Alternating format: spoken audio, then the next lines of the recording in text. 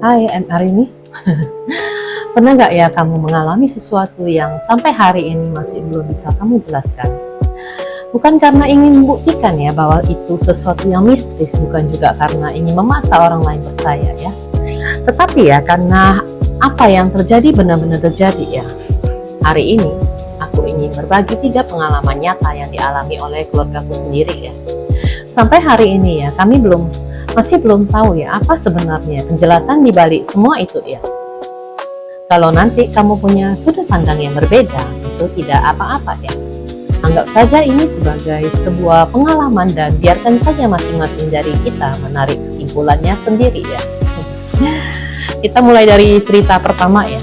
Yang cerita pertama itu ketika aku lagi kecil dan lagi mandi ya. Jadi waktu aku itu masih kecil banget ya, kalau nggak salah masih SD ya. Rumahnya juga masih rumah-rumah lama ya, ya kan. Jadi waktu itu masih mandi ya kan. Jadi di depan aku itu ada lubang angin ya. Agak di atasnya lubang anginnya sih sebesar batu bata gitu loh, kayak rumah-rumah zaman dulu deh ya kan. Jadi airnya juga masih dari yang kayak batu bata gitu, tapi ya waktu itu udah pakai keramik lah gitu ya. Jadi ketika itu waktu aku mandi kok rasanya aneh gitu, kayak ada yang merhatiin gitu ya kan. Jadi kalau aku dulu kecil itu ya kalau mandi itu sama anak-anak kan suka main air ya, jadi belum mulai mandi gitu ya kan. Terus ya rasanya aneh begitu aku lihat, loh kok ini ada nampak tangan gitu ya kan. Ada tangan gitu pas di atas di bolongan itu gitu loh. Di bolongan apa itu gitu. Di bolongan batu bata itu ya kan. Jadi ketika aku melihat itu, aku orangnya kalau mau jujur ya dari dulu itu orangnya agak realistis sih. Jadi kurang gitu percaya sama yang hantu-hantuan atau yang seperti itu ya kan. Jadi aku langsung pakai baju lah ya. Aku sambil cerita sambil kerja ya. Jadi aku langsung pakai baju, terus nggak pakai baju sih, pakai handuk ya. Namanya anak kecil kan, begitu pakai handuk gitu. Jadi aku lari keluar gitu, lihat lah. Kalau memang itu tangan orang gitu kan, nggak mungkin secepat itu ngilang gitu loh. Pokoknya saat itu memang di rumah itu tinggal aku sendiri gitu, karena memang dari dulu ya orang tuaku itu semuanya sibuk jualan gitu loh, di pajak kan dari pagi sampai agak malam sih, udah agak malam, kadang jam 7-an kalau nggak salah, jam 7-8an ya kalau nggak salah. Itu waktu sebelum tahun 98 ya. Setelah 98 baru semuanya berubah ya, nggak ada lagi orang yang jualan sampai malam-malam gitu, udah nggak ada lagi ya kan. Jadi itu ketika itu memang aku paling sering sendirian di rumah gitu pada waktu kecil ya, tapi aku di rumah itu banyak anjing gitu gitu. Jadi ibaratnya aku ada temennya anjing gitulah. Jadi nggak pernah merasa takut ya sendirian gitu ya. Jadi sampai sekarang ya aku masih belum tahu sih sebenarnya ada apa ya itu ya. Kemudian pernah nggak kamu melihat sesuatu yang begitu jelas ya, tapi setelah dicari tak ada penjelasannya ya? Mungkin seperti yang aku alami gitu ya. Kemudian cerita kedua ya.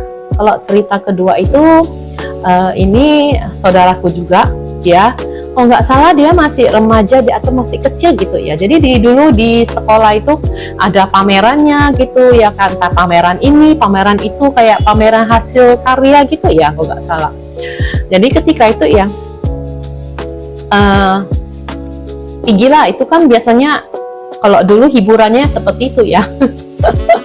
Jadi ke pameran tuh jalan-jalan, tiba-tiba kok pulangnya itu mulutnya merah gitu, kayak kesini gitu. Dia kok mulutnya merah, ini ada apa ini? Karena dulu orang dulu itu biasanya mistis ya dulu ya, dulu banget itu mistis. Waktu itu aku masih kecil banget atau entah udah lahir belum, ada lupa, kayaknya udah lupa deh. Jadi kan waktu itu kan setelah kejadian itu kan orang dulu itu ya di dulu itu kan lebih percaya mistis gitu ya. Jadi dibawalah ke dukunnya kan. Rupanya dibawa ke dukun itu ya, dibawa ke dukun itu, sampai di dukun itu disuruh lihat, ini ada pohon sirih gitu, daun sirih. Jadi kakakku itu disuruh milih gitu, kalau nggak salah 3 lembar ya, kalau nggak salah, suruh dia milih sendiri gitu. Setelah dia pilih, terus diambilnya dukun itu daun sirihnya, dibaca-bacain, ya udah diginiin aja ke mulutnya. Tahu-tahu mulutnya udah balik lagi. Dan untuk tambahan ya, ini kakakku ini ya sebetulnya bukan kakak asli gitu loh, saudara. Aku manggilnya kakak kan. Jadi dia ini sebetulnya indigo juga, dia bisa melihat hal-hal seperti itu gitu. Mungkin memang keluarga aku itu ada ininya ya, ada keturunannya gitu ya kan. Terus aku mau tanya nih, kalau kamu ada di posisi keluargaku ya, apa yang akan kamu pikirkan ya? Apakah kamu akan menganggap itu hanya kebetulan ya, atau kamu akan terus mencari jawabannya ya? Kemudian kita lanjut cerita ketiga ya. Jadi yang cerita ketiga ini aku udah dewasa, besar lah ya, udah besar. Aku juga lupa ya jentang waktunya. Jadi ceritanya saudara ini cerita saudara dari saudara gitu ya. Jadi diceritain itu loh, ada saudara itu kan, kebetulan waktu diceritain itu kan ada masuk berita ya, vihara ini kebakaran gitu. Tapi lupanya kebakarannya ini hampir semua itu kebakar gitu loh. Tapi altarnya itu utuh. Kalau nggak salah altarnya itu utuh, nggak kebakar, atau cuman patungnya doang ya. Aku juga udah lupa karena ini udah lama banget ceritanya ya kan. Jadi saudaraku itu ceritain gini loh. Itu dulu ada kejadian loh katanya. Ada saudaranya si Anu gitu katanya waktu di situ. Jadi dia itu sama temennya gitu ya, sama temennya gitu. Pergi kan ke sana ya kan, di vihara itu ya kan. Terus dia jalan-jalan gitu, entah kenapa ngobrol kenapa tangannya harus nunjuk ke patung gitu loh. Jadi kadang-kadang ya, aku jujur aja dulu kalau kita itu waktu aku masih kecil ya, itu kulturnya mistis banget gitu loh, mistis banget. Jadi pernah ya, aku dulu pernah waktu remaja ya, itu waktu remaja. Jadi aku pernah aku paling sering ke wihara sih. Kebetulan wihara ini ada tatungnya gitu ya kan. Jadi tatungnya ini dia kan suka nolong orang gitu loh, gak ada tarifnya gitu. Jadi aku seneng di sana bantuin, entah lipat apanya. Kalau pas ada gajian aku suka entah sumbangin kertas atau entah hio atau apa. Kan kadang-kadang banyak orang yang susah gitu ya, nggak bisa beli hio, nggak bisa ngasih sumbangan, nggak bisa kasih ampau. Ya udah, aku kok kesana aku ada rezeki gitu ya, aku belikan aja semua itu, taruh di sana. Jadi kan orang mau sembahyang ya tinggal ambil sendiri, free. Jadi aku sukanya di situ. Kemudian sama dewanya ini, kalau dulu kita disuruh panggilnya apa ya? Apa sih namanya? Kok tiba-tiba mendadak lupa. Huco katanya. Aku juga gak ngerti Huco itu apa sih. Kalian kalau ada yang tahu tulis di bawah ya. Jadi yang Huco ini katanya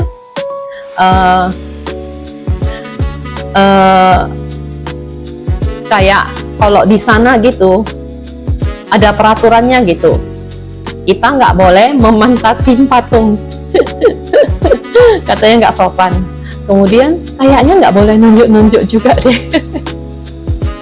Dan ada juga ya cerita yang kalau di Huco ini ya, ada yang paling membekas aku ya, itu udah lama gitu dia pindah tempat gitu loh, pindah lokasi. Jadi di lokasi barunya ini dibangunnya cantik ya kan, ada patung-patungnya. Jadi ada katanya, kan ada wilayahnya, misalnya ini wilayahnya ini tempat katanya apa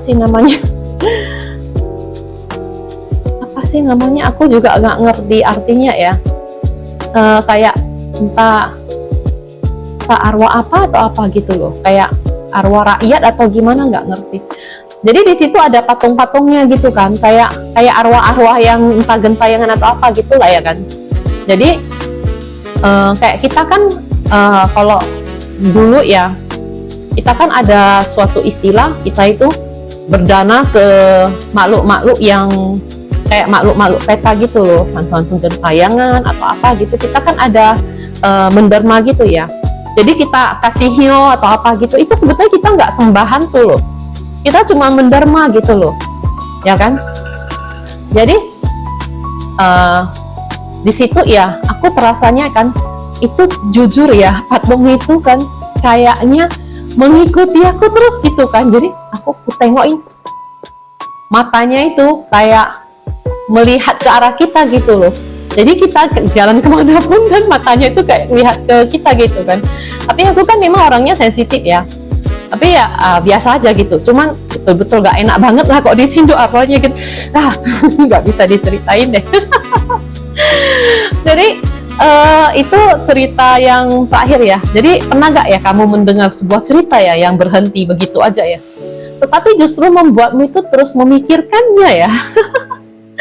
Jadi ceritanya saudaraku yang nunjuk-nunjuk patung itu ya, terakhirnya tiba-tiba kakinya nggak bisa jalan gitu, nggak bisa digerakin.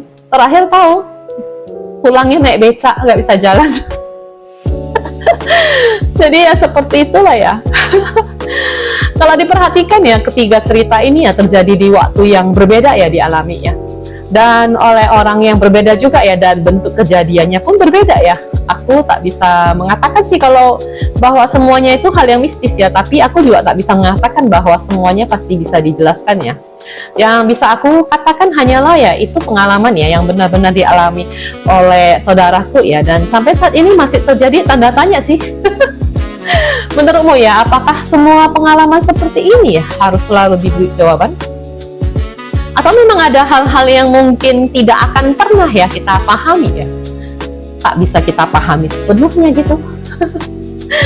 Sekarang ya, kalau kamu mau ya ikuti aku sebentar ya. Kalau memang ada pengalaman yang sampai saat hari ini ya masih membuatmu takut, masih membuatmu bertanya-tanya ya, atau masih membuatmu tidak tenang ya, kita tidak akan mencari jawabannya ya. Sekarang ya, kita hanya akan melepaskannya ya, melepaskan beban yang mungkin masih kita simpan ya. Oke, kita mulai ya. Tarik nafas perlahan, lalu hembuskan ya. Coba rasakan perasaan apa yang muncul ya ketika mengingati pengalaman yang belum bisa kita, nggak bisa kamu jelaskan gitu. Mungkin takut, mungkin bingung, mungkin penasaran, atau masih ada rasa yang tidak nyaman ya. Apapun itu ya, it's okay ya. Kamu tak perlu melawannya, kamu juga tak perlu memaksakan dirimu untuk mengerti ya. Semuanya cukup sadari saja bahwa perasaan itu ya memang ada ya. Sekarang tanyakan pada dirimu ya, bisakah kamu mengizinkan perasaan itu ada? Hanya untuk saat ini ya. Lalu kalau kamu mau ya, bisakah kamu mengizinkan rasa takut itu pergi? Sedikit saja. Tidak harus semuanya, sedikit saja. Kapan? Sekarang ya. Tarik nafas perlahan dan hembuskan. Sekarang perhatikan lagi ya, mungkin masih ada rasa penasaran, keinginan untuk mengetahui semua jawabannya ya. Padahal tidak semua pertanyaan dalam hidup ya harus langsung memiliki jawabannya ya. Bisakah kamu mengizinkan rasa penasaran itu tetap ada tanpa menguasai pikiranmu? Dan kalau kamu mau, bisakah kamu membiarkannya sebagian dari rasa itu ya pergi? Kapan? Sekarang ya. Tarik nafas perlahan dan hembuskan. Ya. Terakhir ya. Kalau kamu memang masih ada ya rasa cemas karena pernah mengalami sesuatu yang sulit dipahami ya, bisakah kamu menerima bahwa saat ini kamu sudah aman? Saat ini kamu baik-baik saja loh. Dan kalau kamu mau, bisakah kamu melepaskannya sedikit demi sedikit? Rasa cemas itu kapan? Sekarang ya. Tarik nafas dan lepaskan. Biarkan semua rasa yang ada di dalam dirimu itu ya, apapun yang ada ya, kamu keluarkan bersama napasmu. Jadi kamu tarik nafas sekali lagi dan hembuskan. Kamu tidak harus menyelesaikan semuanya hari ini ya. Kadang-kadang satu pelepasan kecil ya sudah cukup ya untuk membuka ruang baru ya di dalam hati ya. Kalau kamu pernah mengalami kejadian yang juga sulit dijelaskan ya, atau justru punya sudut pandang yang berbeda ya, aku ingin mendengarkannya ya. Silakan aja tulis di kolom komentar ya. Nanti aku bacain ya. Mari kita saling berbagi ya pengalaman tanpa saling menghakimi ya. Karena bisa jadi ya dari pengalaman orang lain itu kita belajar ya sesuatu yang belum pernah kita lihat sebelumnya ya. Jadi teknik releasing yang baru kita lakukan itu ya, itu aku praktekkan sewaktu aku itu gini. Jika kalau misalnya aku melihat satu foto, entah itu benda, entah apa, tapi dalam foto itu ada energinya gitu, aku bisa seperti membuka portal terhubung dengan sesuatu itu. Jadi aku bisa melihat dia, dia bisa melihat aku gitu loh. Dan itu menyebalkan ya. Jadi aku sekarang berusaha untuk menutup portal itu, berusaha untuk tidak terhubung, karena itu rasanya ketika energi itu bertabrakan, itu rasanya sangat tidak enak, kayak ada perasaan mual gitu, pusing ya. Mungkin ada juga teman-teman yang mengalaminya. Jadi kalau kalian mengalami hal seperti itu, biarkan saja ya. Kemudian kamu lepaskan dengan mendengarkan sesi releasing yang tadi. Kamu ulang-ulang aja, bisa seperti itu ya. Jadi itu pengalaman aku sendiri ya. Sampai sekarang ya, misalnya baru-baru ini aku melihat di thread ya. Jadi ada orang yang foto bonekanya ya. Jadi foto bonekanya itu memang ada isinya gitu, tapi aku nggak mau tahu isinya apa. Ya aku langsung dimajuin aja gitu, nggak mau tahu juga, karena susah. Karena kalau begitu misalnya aku ya mau selidik dia kan, otomatis aku buka portal ke dia, dia bisa lihat aku bisa lihat dia, dia juga bisa lihat aku, dan itu sangat menyebalkan ya. Sangat-sangat menyebalkan ya. Jadi aku rasa hal-hal seperti itu ya sementara aku belum mau terlibat sih. Tidak mau sekepo itulah misalnya ya kan.